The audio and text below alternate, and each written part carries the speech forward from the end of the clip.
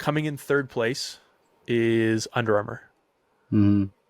who the only thing that they're doing is, I got the catalog. Let's open the catalog. Yeah. Let's pull it up. So Under Armour, we did make a video about it, and a lot of the comments were kind of what we would expect. New girdles, same chin strap, kind of stuff they've had for a long time. Nothing new here. Mouth guards are made by Shock Doctor. So they have the new Under Armour Highlight, which I personally love. I think it looks great. Under a couple caveats. So I love the design of it. It looks like the Alpha Menace Elite 2s, arguably one of my other most favorite cleats ever. I never actually owned a pair. I wish I did. My favorite looking cleats. Russell Wilson wore them. Joe Burrow wore them until he switched to the Jordan 1s this year.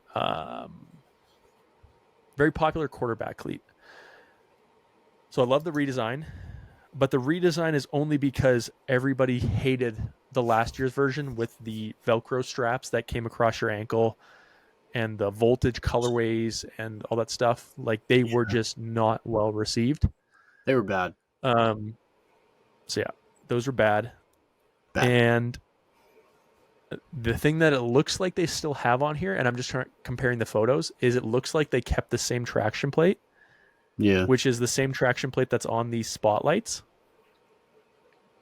And that traction plate was notorious, maybe the not worst performing as far as like cutting and stuff, but the most consistent I have ever seen with a cleat as far as durability with a traction plate. Mm-hmm. Let's see. I'm grabbing them. I know, Devin, you can't see, but yeah. Oh, no, I'm wrong. Sorry. Here we go. Okay, so I got them in my hand. So I forgot. The Highlight had different traction plate, which was actually quite good. I forgot about this one. It has their diamond shaped studs.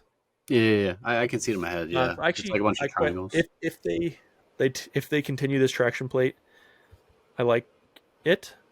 What I was referring to was, it looks like the Spotlight year over year hasn't changed, which has this traction plate.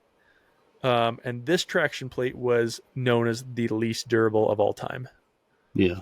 All of these studs in here are like inserts. Like, if you look really closely, you can't see, but you can see where the little blue tab goes into the clear. You can see how it's two pieces, not one molded piece. And I saw some videos of inside some Under Armour college locker rooms with bins of broken cleats. Team-wide garbage bins full of unusable cleats because of that traction plate. So Crazy. I don't love seeing that year over year. Aside from that, they got the Blur Smoke Suede. Yep. They have that, which will be cool. The Suede Luxe versions were really popular, the old Spotlight, so bringing back the Suede. Gloves, they have the F8, which was last year's glove. But then for women's, they have the F9 Nitro, which looks pretty cool. So everyone's getting into women's. And then obviously they have the Blur, which still exists. And I actually quite like how the Blur feels. And then the Blur women's. So, and then they have the Under Armour Highlight gloves, which disappeared for years. That whole time I wasn't sharing my screen. Thought I was.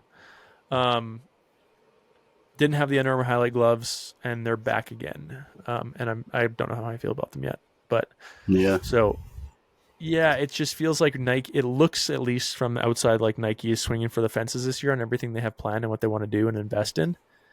Mm-hmm. And it feels like Under Armour's not. Yeah, I mean, Under Armour's kind of just been dwindling more and more each year, and this is proof of that. And I mean, Nike, like we talked about, they kind of been low key for a while, not really doing much. But this year, I mean, they're doing a lot, so that'll be exciting. Then Adidas, they're doing some changes, but they're still, walking along, doing what they do. They're probably going to come out with a billion really cool colorways, and that'll be that.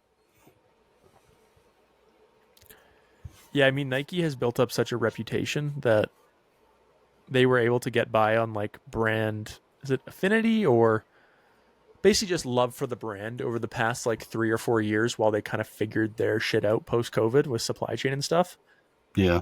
That it like I was starting to get sick of it, but they were still just kind of biding by on that kind of that loyalty.